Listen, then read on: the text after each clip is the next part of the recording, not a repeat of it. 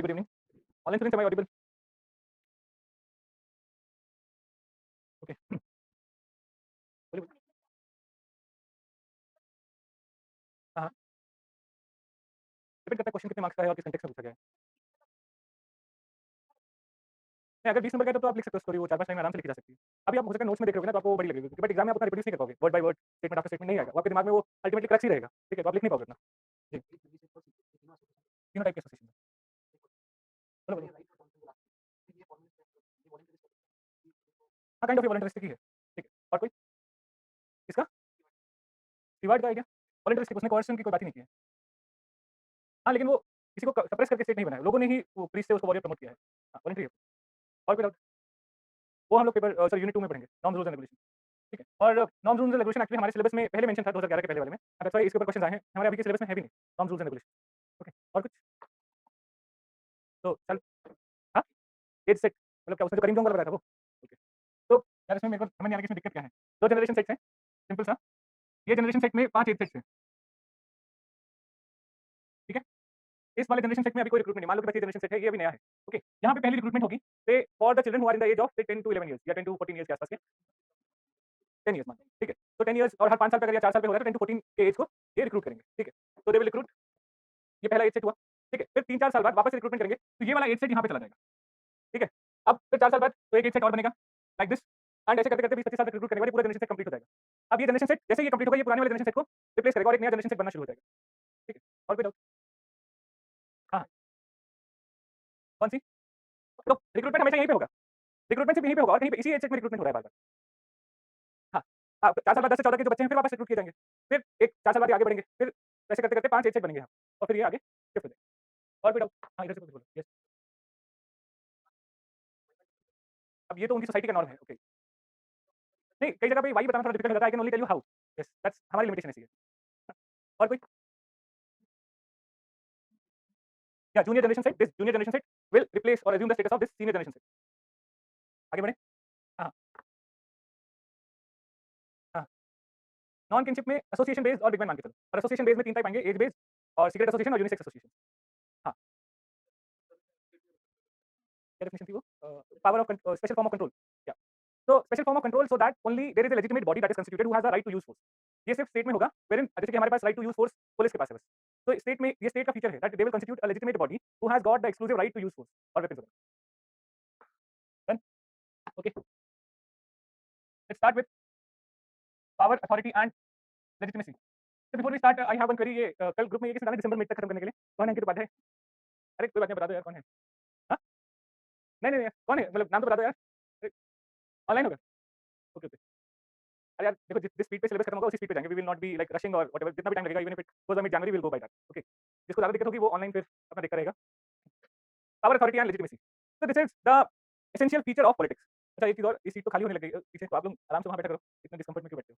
हाँ, तो it's an essential part of politics in the society. Now how to define power? Because when I talk about politics or political organization, it refers to unequal distribution of power. So what do you understand by power?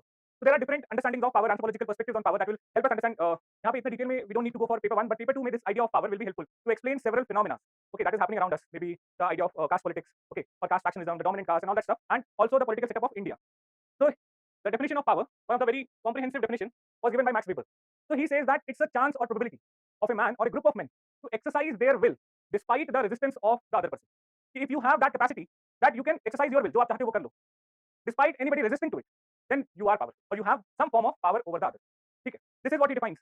I hope you are getting this point that आपकी अपनी इच्छा means your will has to be executed irrespective of whosoever is resisting you. And if you can do it, the one who can do it, whether you are an individual or a group of individuals, if you can execute your will, you are powerful. Okay, just like this, Max Weber defines power as the chance of a man, or a number of men, to realize their own will,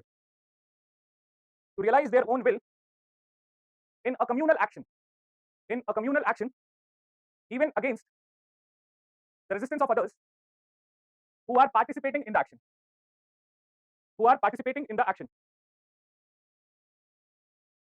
So here, one thing I just forgot to mention, that is it should be communal action, right? That is ऐसे नहीं कि अकेले बैठे हुए हो और कुछ execute करने का मन कर रहा है और कर दिया तो आप powerful हो. No, it should always be communal action.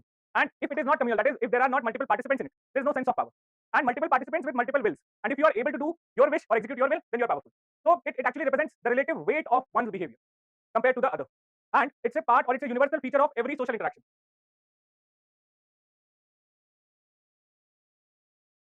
What does this mean? What's a universal feature of every social interaction? So you talk to anybody. किसी से भी बात करो, ठीक है? In social interaction, you actually display your power. If you're talking to your friend, you will make sure that you do not display your power, or maybe the egalitarianism might be visible. Those things, ठीक है? But if you're talking to your servant, or say you become civil servant, IAS officer बन जाओगे, how you will be talking to your subordinates? You will not always proclaim that मैं तुमसे senior हूँ, but you still what you will do is by your language, by your tone, by your pitch, you will always be commanding authority or power over the subordinate with every social interaction. The way you will, so you can ask a glass of water, but it can be asked in multiple ways depending upon whom you are asking. So if the person whom you are asking a glass of water is a subordinate who is supposed to do that, okay, you will be commanding him to get you a glass of water. And suppose if you are a guest in somebody's house, you cannot command him. You cannot act like an IAS officer ki pani leke aa. Okay, so वो तो सीधा ही बोलेगा घर से निकल. So you request. Okay, so in every social interaction, you actually display or utilize your power. Okay, now here we'll see types of power. What are the types of power? Different scholars they have defined it or explained it in different ways. The first one or the general classification is first one that is positional power, and the second one that is non-positional power. Positional power means you have a position and that's why you are powerful. So that means you are not the one who is having power, but the position that you occupy gives you that power. The case will be of civil services. So आप powerful नहीं हो. The moment that tag, that authority is taken away from you, you become nothing. And as long as there is a tag that is IAS officer, you are powerful. That is the positional power. Then there is a non-positional power. You might not be holding a position that might be conferring some power, but still you are powerful by your individual action. That is big man based. It's a non-positional power. Okay, you have achieved it, and that means power is inherently inside you, not because of the position that you have achieved.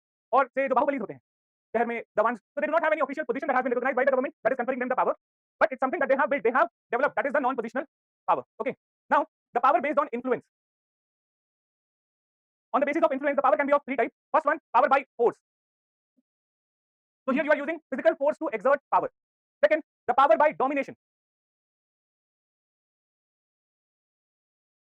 So here it's not the physical force that is making you dominate, but it's the authority that you have, the position that you have, you dominate over the subordinates one. So maybe you are the CEO of a company, or maybe you are civil servant, high rank civil servant. So that will give you the dominating power over the subordinate. And the last one is the power by manipulation. Manipulation. So the politicians, or politicians specifically who is not holding authority any kind of official position, they are still powerful because they can manipulate the people. Okay, so they must have कहानी खोर होते हैं वो. Okay, so they basically might manipulate the people to act in certain way, and by this manipulation they can mobilize a large mass of people. अभी देखो एक दूसरा कहानी खोर बनने की कगार पे है भारत जोड़ो यात्रा के नाम पे. So he has also managed to mobilize a large chunk of population अपने पीछे, and वो मोदी जी को पूरा कॉपी कर रहा है, वो अपनी मम्मी के लिए बांध रहा था अभी. Okay, so complete follow imitation. So manipulation, this is how the narrative is being created. Okay, माँ बेटे का relation and all that, and it's by manipulating he might get some sympathetic vote. कि कहाँ इसके पापा प्रधानमंत्री थे, देखो ये कैसा हो गया बेचारा, तो कम से कम ऑपोजिशन तो बन ही जाएगा ढंग से. और so this is something, the three types of power. First one, the force by domination and by manipulation.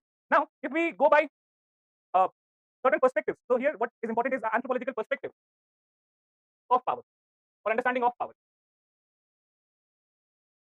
So first one, we'll see the understanding of power by Max Weber.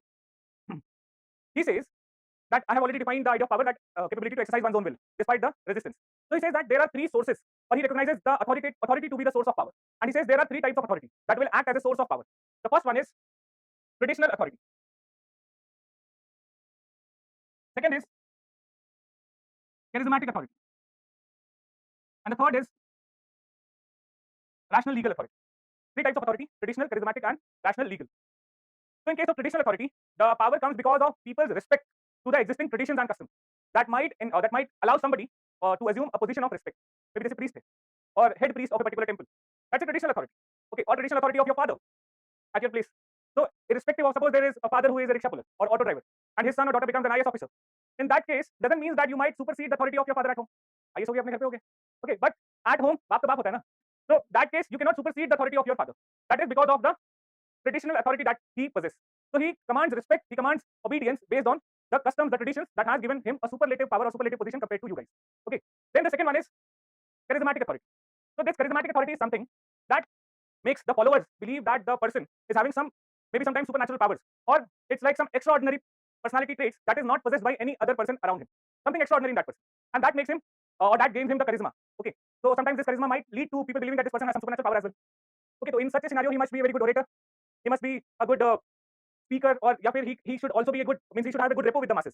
ठीक है. So if he has that rapport with the masses, people will definitely believe in his charisma and will elevate him maybe to the position of say or might give him some kind of support that he might get some positional power.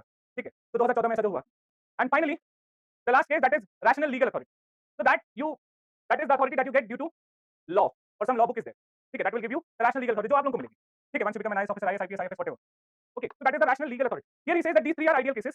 Reality में a person can have charismatic as well as rational legal, or maybe charismatic as well as traditional. बहुत सारी authorities can act. So somebody has charismatic personality, he can speak well, he can mobilize the people, and based on it, people voted for him. He got the position of say prime minister, president, whatever it is. Okay, and due to which he now holds both charismatic authority as well as rational legal. Weber says that this is the oldest form of authority. Oldest form of authority, that is charismatic authority. And as the time or as the society progresses or society modernizes, rationality will increase and authority will evolve or to rational legal. It will move towards rational legal. But he says that doesn't mean charismatic authority will end. In time of crisis, charismatic authority will always make a comeback because people are disoriented and they are in a state of chaos and they require somebody to lead them. And that would lead to rise of some person with charismatic authority. And that is very well explained in case of Nazi Germany, rise of Hitler. Okay, so when Germany was completely disoriented in a state of chaos post World War I and based on Treaty of Versailles, what happened? Rise of Hitler. And Hitler rose to such an extent that he became the cause of Second World War.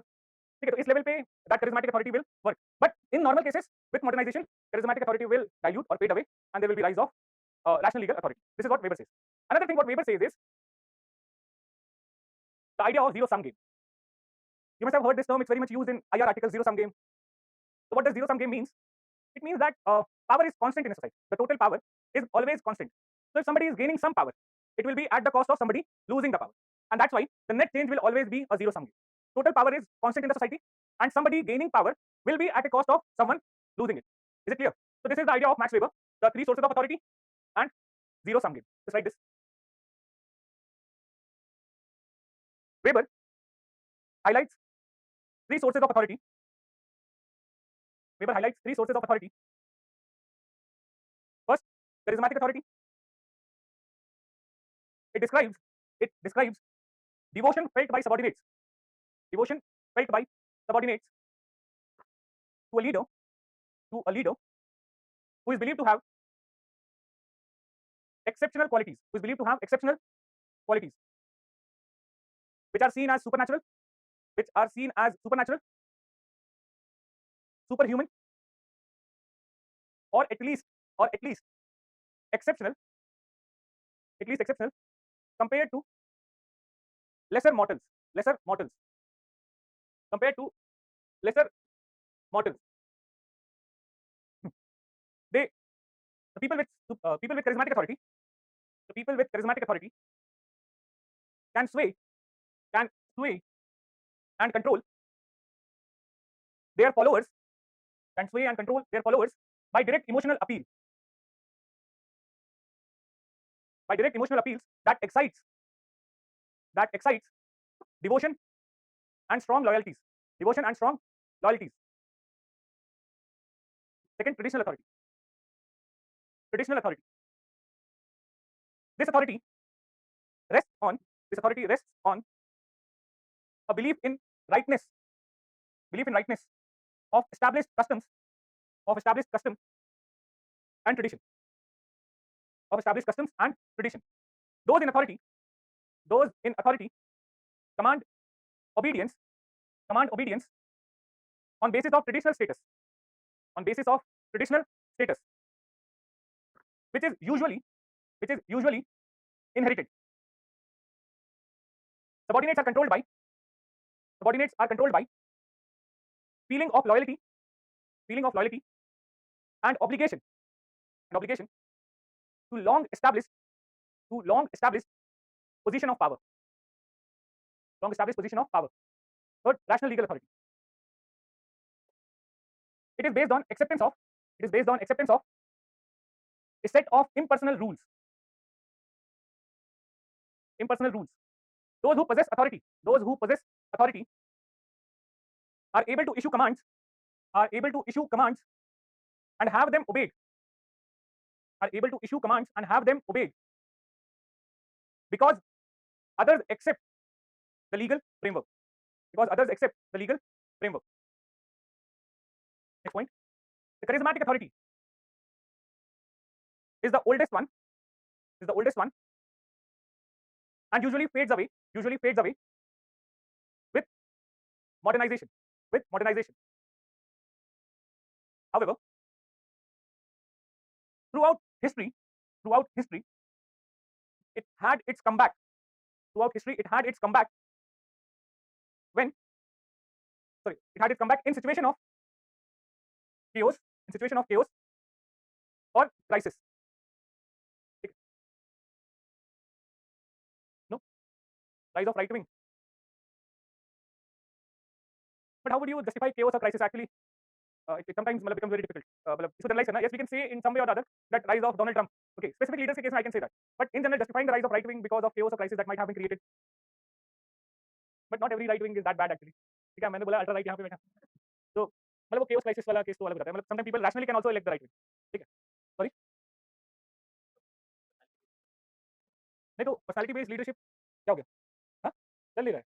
अरे यार, अब इसमें मैं क्या कर सकता हूँ? सुनो, हाँ, आप जो बोलो पर्सनालिटी बेस्ड लीडरशिप वाला जो केस है, that automatically is charismatic leadership ना.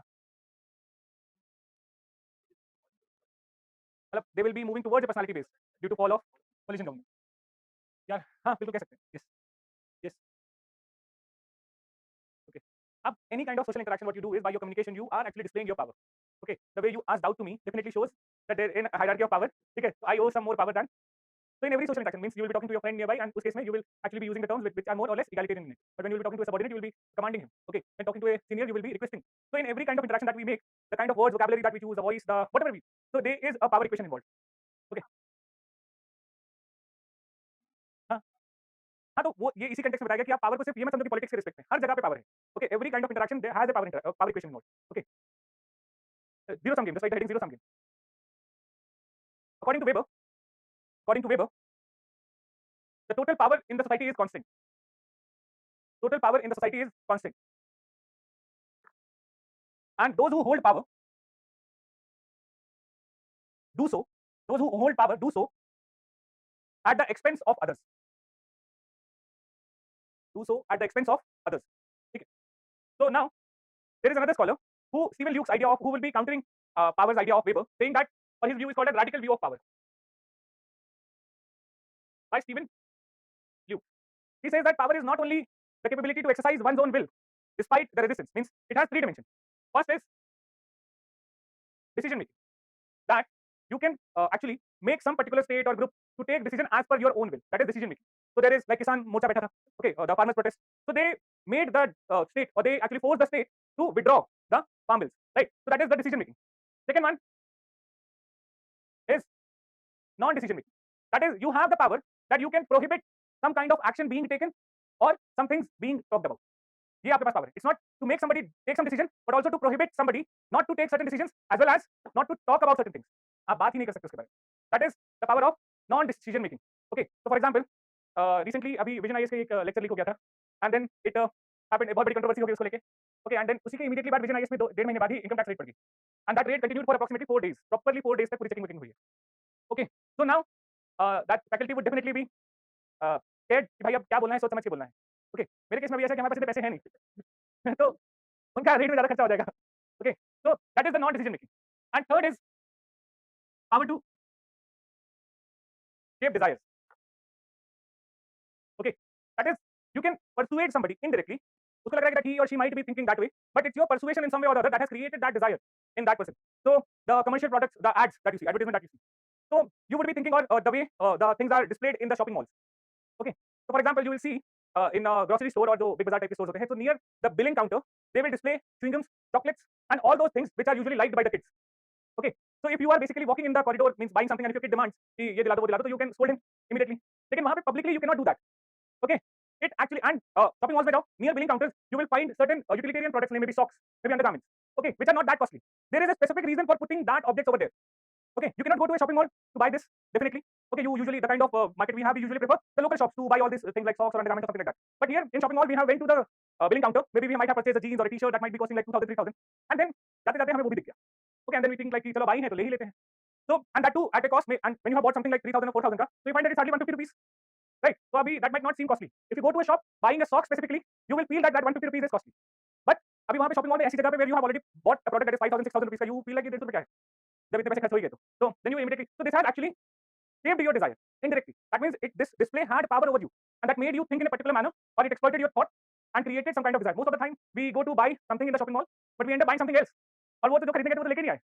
So this is how these malls and the displays, several psychologists are involved in displaying, means कैसे display करना है, where a particular product has to be kept.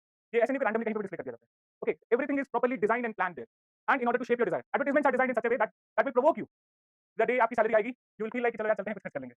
Okay, so these are the three dimensions of power: decision making, non-decision making, and third, shaping the desire. That he has actually broadened the definition of Weber, just like this. Stephen Luke argues power has three dimensions or phases. Power has three dimensions or phases rather than just one. First, decision making, where different individuals or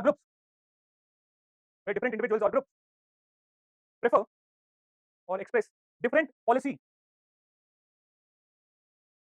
and influence the making of decisions over various issues. Second, non-decision making. Power may be used to prevent certain issues from being discussed, or decisions about them from being taken. Third, shaping desires. Power can be executed or exercised. Power can be exercised by shaping desires, manipulating wishes of a social group. The third idea is of Parsons' structure functionist approach of power. Here, he has countered the idea of Max Weber of zero-sum game. Instead, he says his idea is called as variable sum concept. So he says power is not constant, and it's not necessary that one will gain power at the cost of others. But power is variable and is held by the society altogether, okay, not by the individual. So such a function said he will be giving a harmonious picture of power, saying that every society has a value consensus. Okay, they have certain values on which everybody agrees to it, and due to this value consensus, they have shared goals to achieve. That everybody wants to be rich, prosperous, or everybody wants the society to be rich and prosperous. So due to this value consensus, there will be shared goals, and then the power is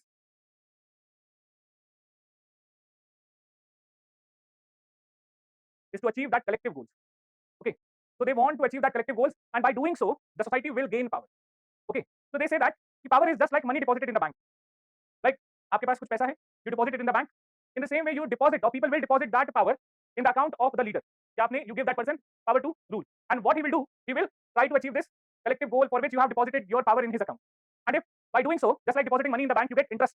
In the same way, जैसे आपको interest मिल रहा है, in the same way, when you have deposited the power in the account of the leader, you will get some return in the form of development, or you will get some return in the form of the collective goal. You wanted अच्छे दिन, तो आपको मिलेंगे.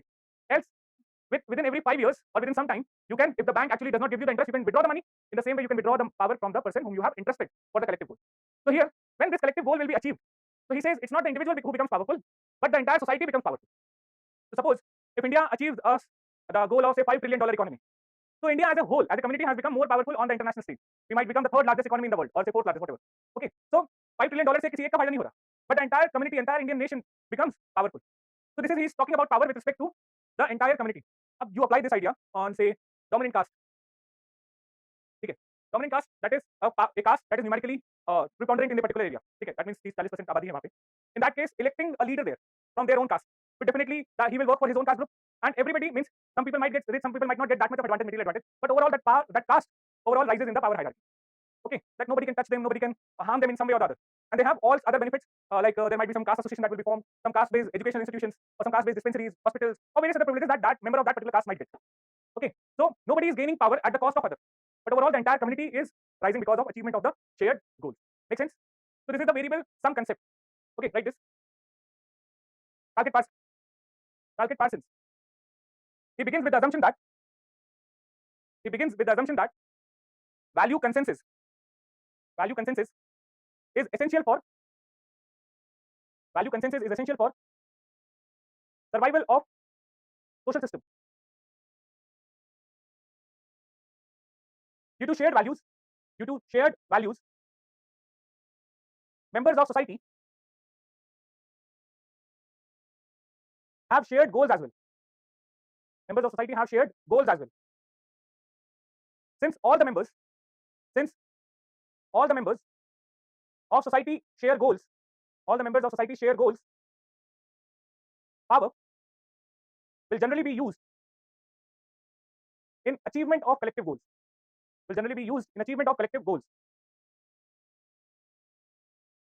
Exercise of power usually means everybody wins. This forms a basis for cooperation and reciprocation that Parsons considered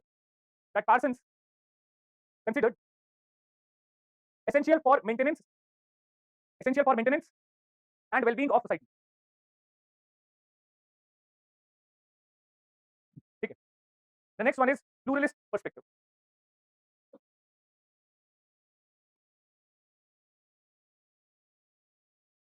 So here in pluralist perspective, it says that it mainly was derived for explaining the nature and distribution of society power in Western economic system or Western political system. Okay, so US, UK, Europe, वगैरह में how the power has been created and it's so here this theory or perspective says that this power is not controlled by some individual. Okay, pluralistic. If you can see the name, here there are plural groups or multiple groups who basically control or hold the power, have the authority of power. So these groups are called as the interest group. Okay, that is interest group. Maybe some environmental group will be there, some NGOs will be there, some lobby groups will be there. Okay, or some union, trade unions, or railway workers union, or Safai Karmchari Andolan, something like this. These will be the one who will be having power. Okay, and these groups can actually force or can persuade the government to work as per their own will. And sometimes many of these interests are or their will are completely opposite to each other. So what does the government does here? This school says that the government acts as an honest broker between the interest groups. उनका काम है interest group के जो interest हैं, जो basically preferences हैं, that should be managed, that nobody should kind of feel ousted or excluded. So for example, there is an environmental group who basically want none of the forest should be cut, and then there is a mining group like Vedanta, they want more places to mine. Okay, and the government also is in a need for more taxes, more money, okay, to serve the people, or maybe to make more roads, or maybe these minerals might increase the export, we might get more foreign exchange. Okay, now environmentalist group or maybe the tribal rights group, they are protesting that this forest should not be cut. Corporate group, they are saying that forest should be cut because it's a larger benefit, you should see the larger picture. What government will be doing? It will be acting just as a broker between these two groups, because these two groups are the ones who actually have power, and government is just like a swinging pendulum between these interest groups. This is what pluralist perspective says. Make sense? This right? According to classical pluralists, the name of the scholar is R. A. Dahal. According to classical pluralists, power is diffuse. Society is made up of competing interest groups. No particular pressure group dominates.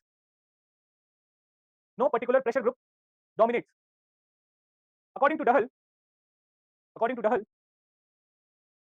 a select group or group, and not all the people as a whole, possess the power. The state act as a broker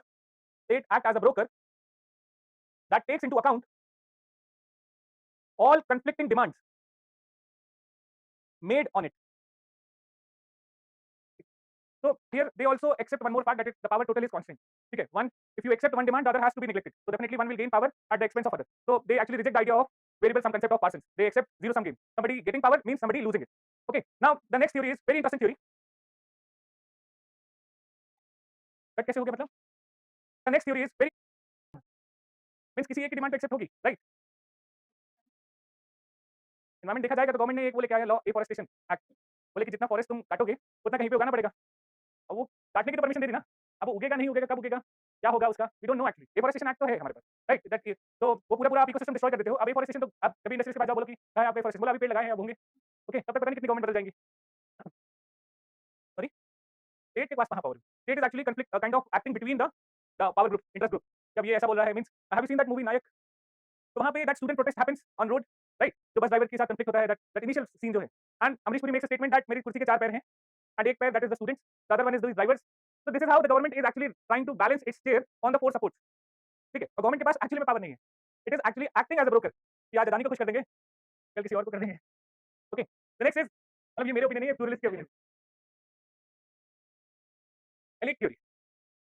So this theory was given by Pareto Wilfredo.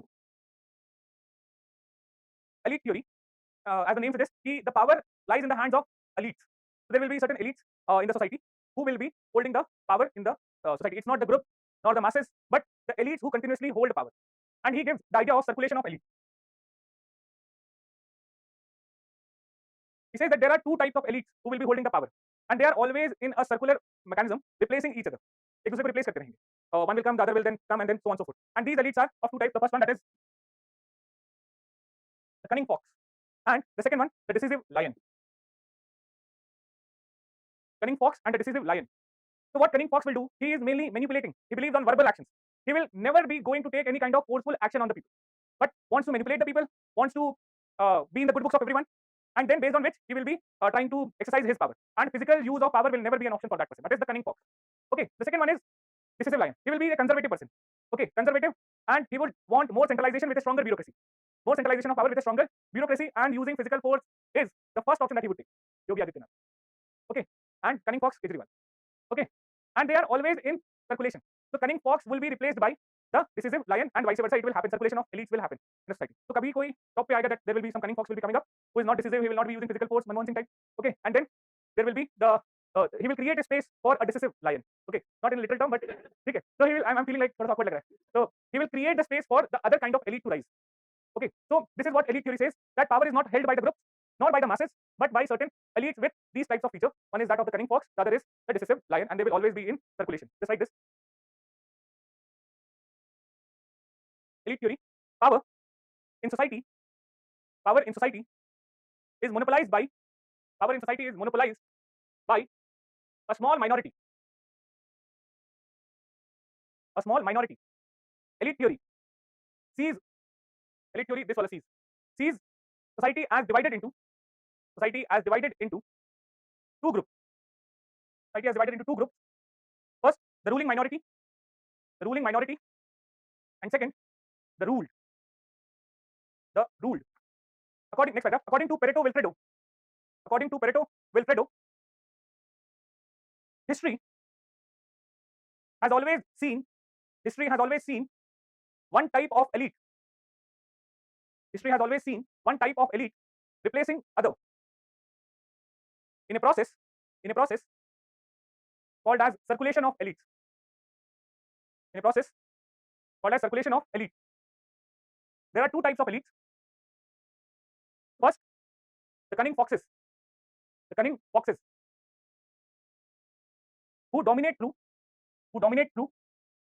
combination, deceit, that is cheating, manipulation, and cooperation. The rule is characterized by decentralization. And are uneasy with use of force. Second, decisive lions, who are more conservative,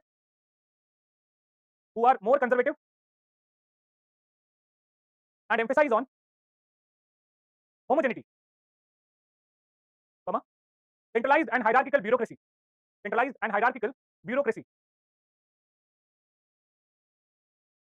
They are free, or they feel free with respect to use of force. Okay, so this is the elite theory. Next one is Marxist and neo-Marxist theory of power. It's very clear. Marxist theory would say the one who owns or controls the means of production will be powerful compared to the one who works there. Okay, so the bourgeois class or the bourgeoisies are the one who will be powerful compared to the proletariat. And state, बोले कि state की जरूरत ही नहीं है communism में, because there will not be any person who will be controlling the means of production. Everybody gets as per his needs. So Marxists say that state actually works for the benefit of the capitalist class. Okay, state is making sure that the capitalist class survives, or capitalist class do not faces any kind of obstacle. So it will be making those policies that would be benefiting the capitalist class. And in certain instances, you might find that the state is working for the welfare of proletariat. It might be coming up with the labor codes or labor safety acts So Marxists say that you don't get trapped. It's just a mechanism of state to prevent the revolution. So for short term, they might be seen as acting in favor of the proletariat or the labor class. But it's not their long term goal. The long term goal is to make sure that if they are seeing some sentiments of revolution, they would show that they are against the capitalist class, but ultimately they are in favor because they are preventing the long term revolution that might completely overthrow the capitalist class. So the one who is owning the power is simply the one who controls the means of production or owns the means of production. And labor class is always having lack of power. और वो power कब आएगी labor class के पास? When there is collective consciousness or the false consciousness will go away. तो अभी आपको lollipop दिया गया कि वोट से, that you are powerful, you have the vote, but that is merely a false consciousness that has been created in your mind as per the Marxists. कि आप सबको बोला कि आपके वोट की बहुत वैल्यू है, आप वोट दो, जनता को जिताओ, सॉरी किसी लीडर को जिताओ और ये सब, पर वो वोट की कोई वैल्यू नहीं, election is already decided. Okay, who is going to vote for whom and what kind. Ultimately आपके वोट की इंडिविजुअली आज तक कोई पावर नहीं है. And this person who is starving for food or maybe for a piece of bread, how can he decide that who is going to work for him or not? He will definitely sell his vote for a bottle and a biryani. अभी recently Telangana TRS का video आया है, वो properly एक मुर्गा और एक बोतल सबको दे रहे हैं. You saw that video? Please देखो उसको, मतलब एकदम open, honest, complete honest, brutal honest, और वो भी जिंदा मुर्गा पका रहे हैं. कहते हैं कि पका के एक जिंदा मुर्गा और बोतल साथ में, और फोटो भी खिंचा रहे भाई. Next level. एंड इमेजिन, अब वो उसके लिए तो that particular person is getting a piece. अब वोट किसको देना है वो बात की बात है, but he is getting a piece. How can you think that particular person with one vote will be powerful? So Marxists would say that this is a false consciousness that has been generated in the name of democracy, that everybody is powerful. But powerful कौन? The one who is owning or controlling the means of production. Because the one who is owning or controlling the means of production is controlling the media. एक normal इंसान, if you want to be the leader, if you want to become a member of parliament or MLA, you can never dare to dream of it. Why? Because एक normal election का खर्चा will be your entire lifetime goal of savings. Okay, आप सोच रहे हो कि 10-5 करोड़ रुपए बन जाए, I'll retire from the active life, एक फार्म हाउस बना के वहीं पे आराम करूंगा. Okay, but एक normal election for MLA, not let alone MLA or chairman, नगर पालिका के elections, they also cost like 2-3 crores minimum. So nobody, a normal person can never think of entering into this. The one who has got the sponsorship from the capitalist class can only enter. And one who he has entered, once he has entered, he definitely, or he has won the seat, he definitely has to serve the capitalist class. Okay, तो जितने भी ठेके आएंगे उसी को दिए जाएंगे, और रोड का ठेका भी उसी को बनाने के लिए, और रोड बनती ही नहीं है. ठीक है, everything will be kind of shared with that capitalist class. So this is what Marxists say, that power is owned by the one who controls and owns the means of production. Now, neo-Marxists, specifically Antonio Gramsci, we have already talked about him. He is against the economic determinism of power.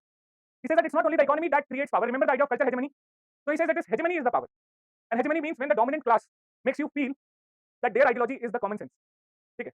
Dominant class ideology seems common sense to the masses. That is what is called as hegemony. And it's not only by owning the capital or owning the means of production, but by controlling media, education, and religion.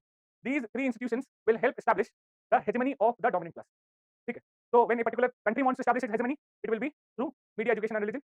Or when a particular group or a leader wants to establish its hegemony, it will be through media, education, and religion. He says it's not only the economy that will be determining the one who will be at power, or economy will not be determining the superstructure completely. In fact, it can be both the ways around. Superstructure can also impact economy. Remember the case when we were talking about religion? So Marxists suggested that religion would prevent any kind of social change. Neo-Marxists suggest no, religion can in fact create a social change by creating some organic intellectuals who might create or who might start a counter-hegemonic movement.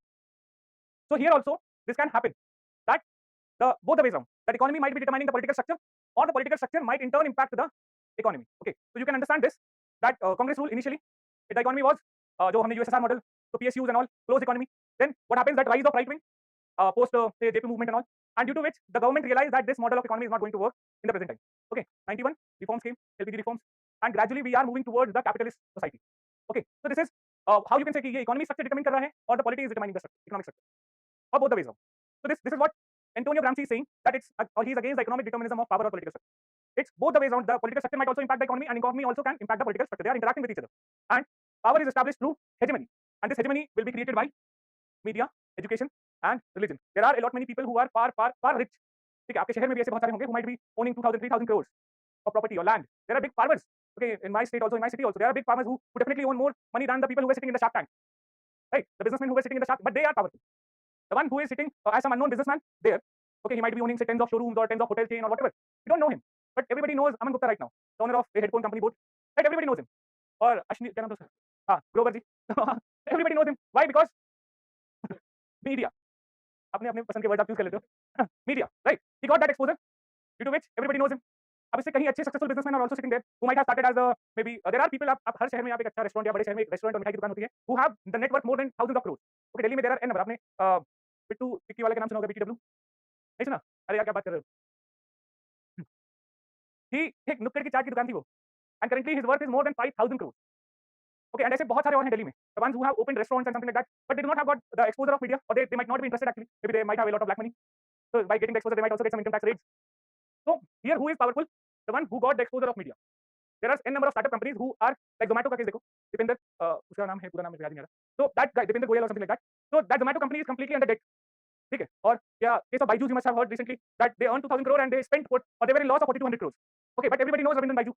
Why? Because of exposure of media. Company profit में नहीं है, पूरी loss में है. ठीक है, loss हमें जितने रेवेन्यू से डबल लॉस है. So it's because of the exposure that they got, and that's why he is more powerful than any other businessman who might be having more worth than that particular company. So this is the idea of Antonio Gramsci.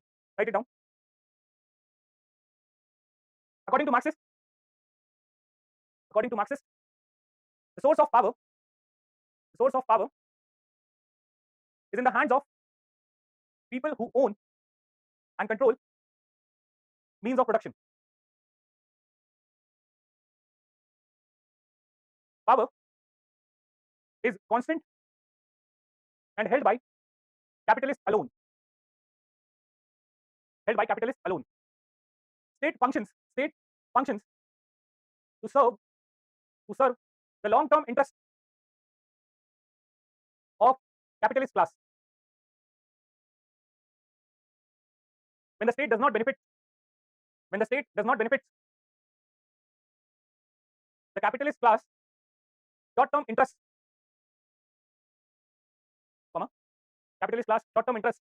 it is acting on behalf of its long-term interest. Right? Neo-Marxist Antonio Gramsci is against economic determinism. Antonio Gramsci is against economic determinism. He did not believe that economic infrastructure solely determines the superstructure of society. He talked about reciprocity between infrastructure, infrastructure, structure and superstructure. Right? Power is established through hegemony.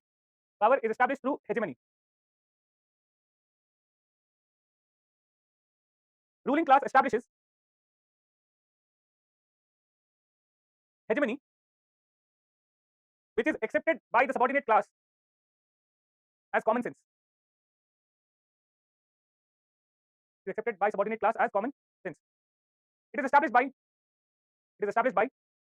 media, education and religion. Okay. The last theory of power, that is the postmodernist or Michel Foucault idea of power.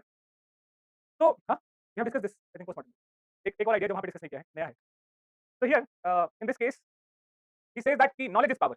Okay, that is the one who have greater knowledge about what is called as the dominant discourse will be more powerful than the other. ठीक है, and this knowledge about dominant discourse is unequally distributed in the masses. ठीक है, अब जिसके पास ज्यादा knowledge होगी will be powerful over the one who has less amount of knowledge, and this knowledge creates power, which in turn works to create a specific type of knowledge that would maintain the power. Okay, so here he is using the idea of Bentham Mill's panopticon. Just listen, I'll dictate this. Panopticon का idea क्या है? So it's a kind of tower. Means Jeremy Bentham Mills actually presented a structure of a jail. Okay, जिसमें there should be a tower in the middle. Okay, in which and around this tower, the jail, the prison cells should be created in circle, and this tower should be in the middle. And here at the top of the tower should be sitting a guard. Okay, एक tower के एकदम top पे, and he should be visible to all the prisoners. Or this tower should be visible to all the prisoners. He says panopticon would actually will act as a deterrent to the prisoners because they do not know who is being watched, or they will always feel that I am being watched by the person who will be sitting at the panopticon. ठीक है, वो एकदम centre में बैठा हुआ है. आप लोगों ने कभी देखा होगा कि क्लास में चीटिंग ना हो तो टीचर एग्जाम में सबसे पीछे जाके खड़ा होता है.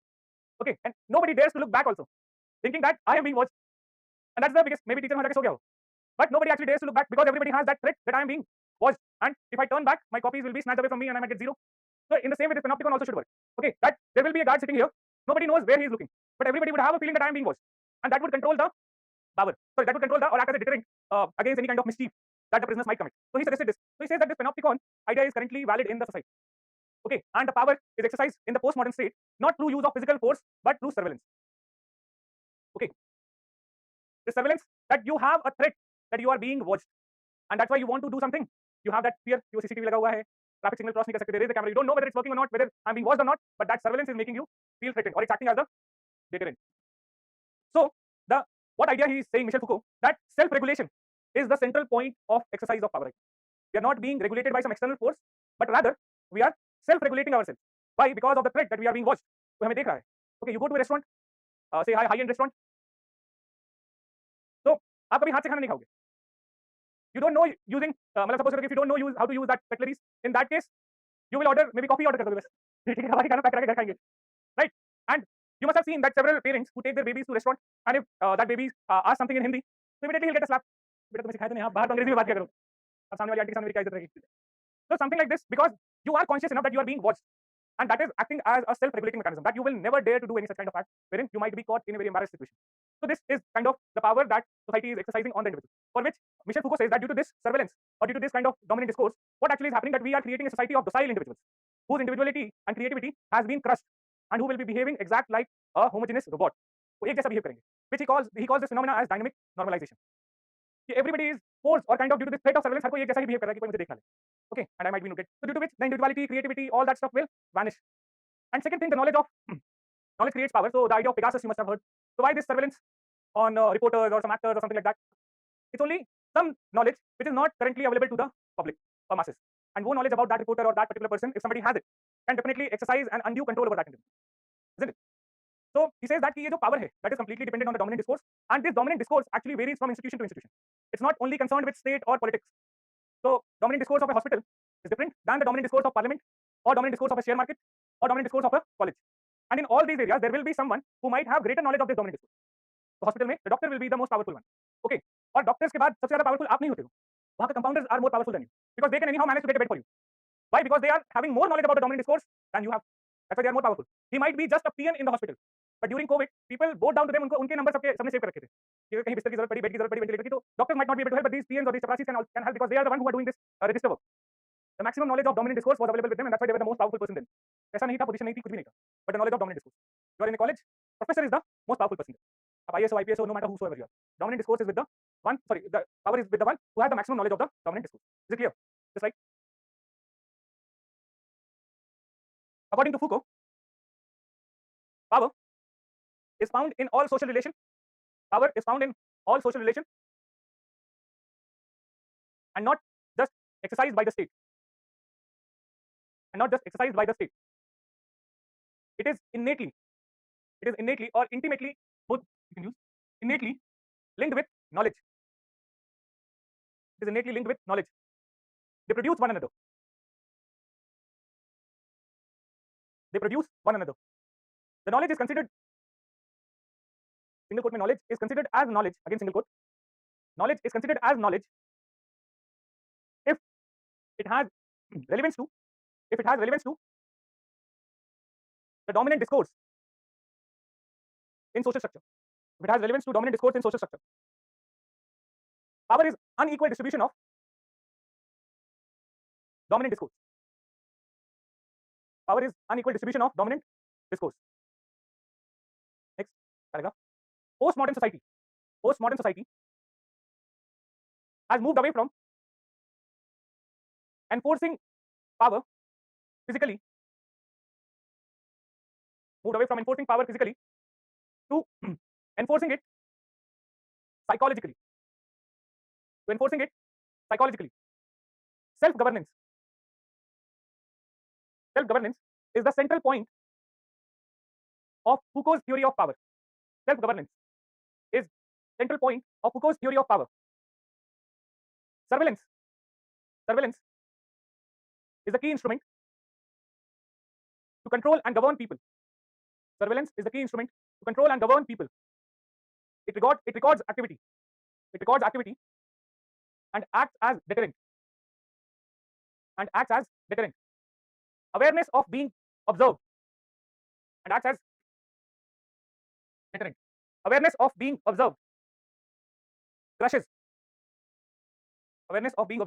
individuality.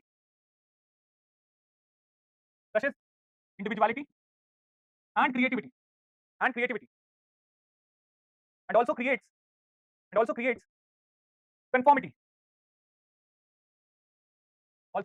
conformity. People end up acting, thinking, and being the same due to fear of being caught out, due to fear of being caught out. Foucault calls this as dynamic normalization. Foucault calls this as dynamic normalization.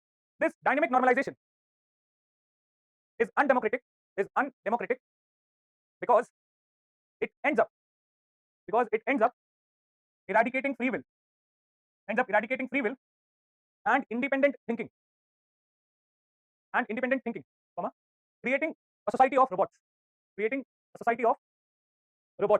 Okay, now just to highlight one or two contemporary aspects why privacy laws are very much important in the current context, you can explain it through Foucault's idea of power.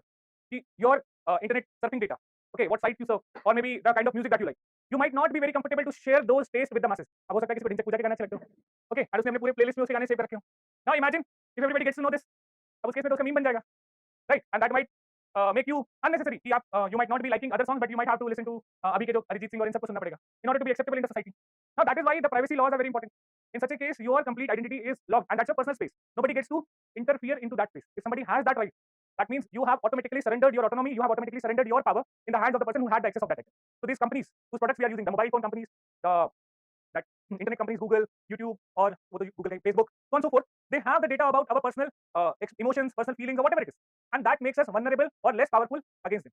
Or government who is actually tracking each. Suppose karo ki aapki sari calls record ho rahi hain, then the person who has that data is more powerful than you.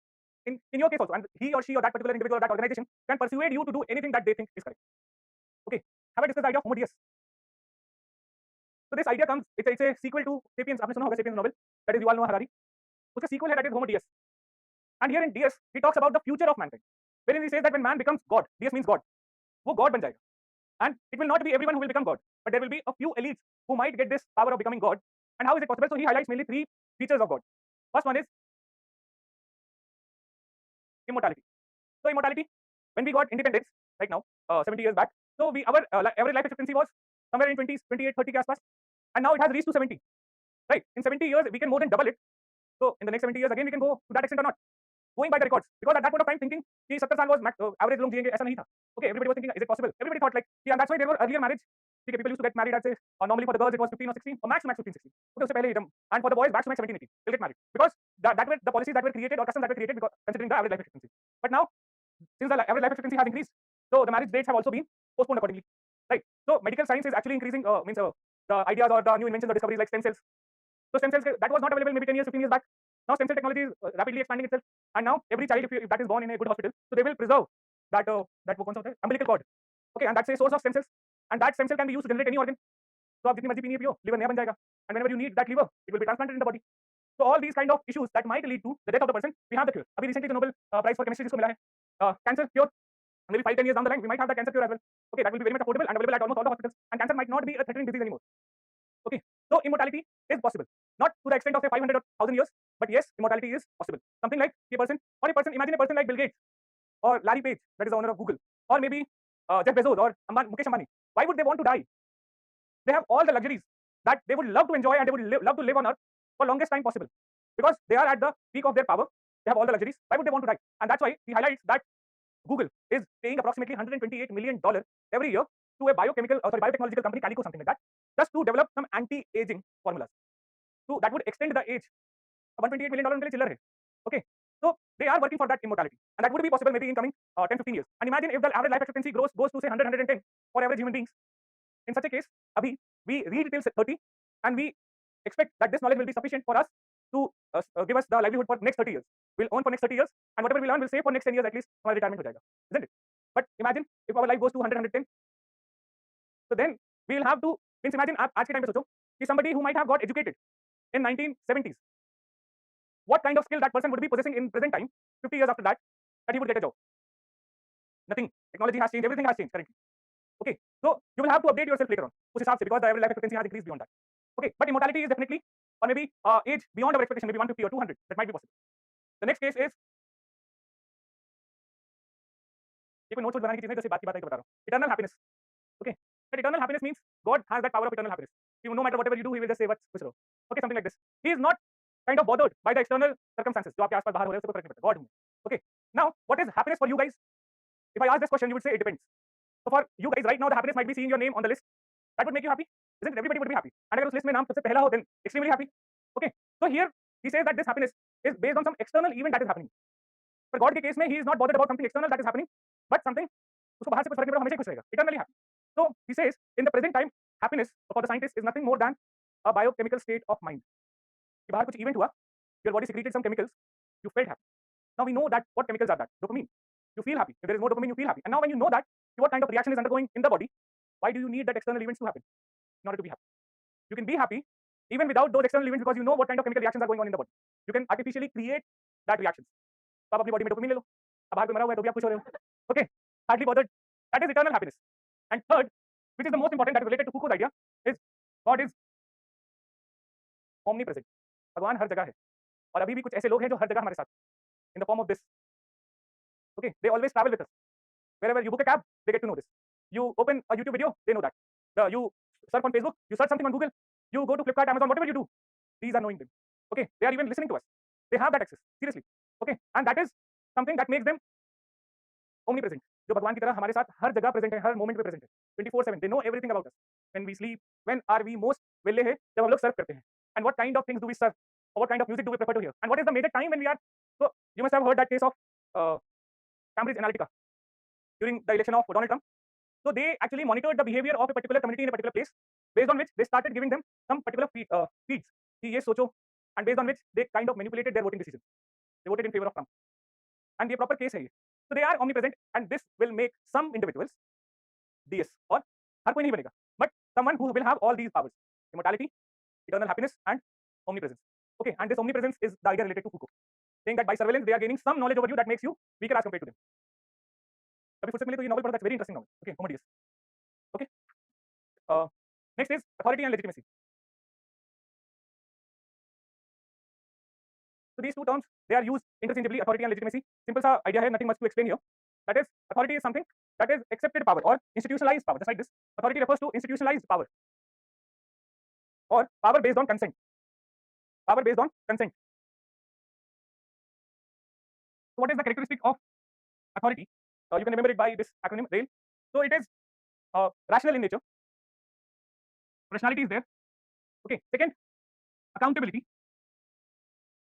Then it's institutionalized, and then legitimacy. Rationality, accountability, institutionalized, and legitimacy. These are the four characteristics of authority. Now we have already seen there are three sources or three types of authority by Max Weber: charismatic authority, traditional authority, and rational legal type of authority. Okay. So this is what is called as authority. So power actually can be authoritative or non-authoritative. So what does that mean when the power is non-authoritative? That is, it's used or it's by coercion. People are not accepting it, but still you are using that power or you are having that power. Okay, that is non-authoritative power, or you can say illegitimate authority. Okay, that is power based on coercion. But if the power is based on consent, everybody is accepting it. In such a situation, it is authoritative power. The people have given the right to the person holding power to use it, and they're accepting it, and that's why he has the authority to use it. Okay, next is legitimacy. So legitimacy begins with the idea of, or the term is derived from the word legitimas, or which means it is legit or legal in nature or lawful in nature. That's right. According to Duhal, legitimacy refers to quality of rightness, propriety, or moral goodness. Propriety or moral goodness. It engenders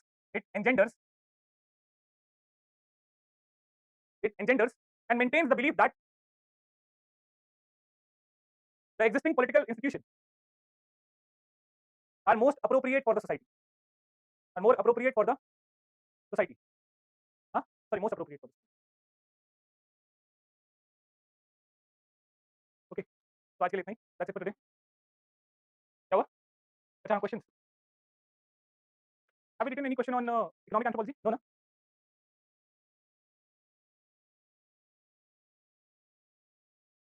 Huh? Have you written any question on economic?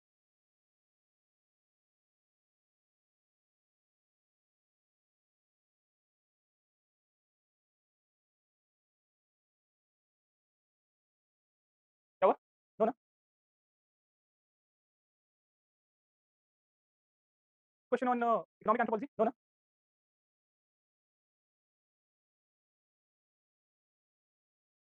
Huh?